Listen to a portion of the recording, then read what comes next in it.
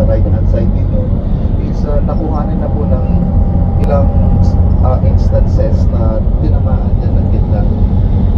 Diba normally po bilang steam, yung kuryente is nadaan.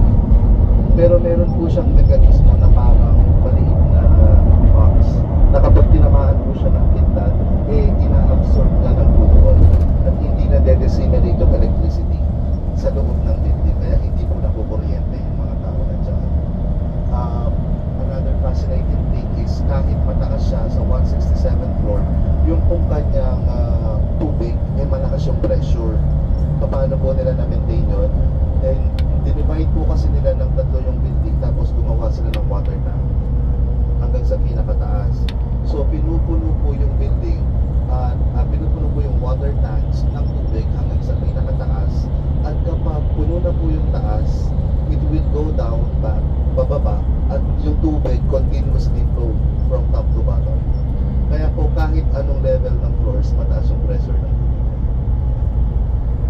Yung mga construction doon sa likuran ng building, tinatawag na Muhammad bin Rashid Al Maktoum City. Yun po yung first community na yan under sa name, flagship name ni Sheikh Mohammed.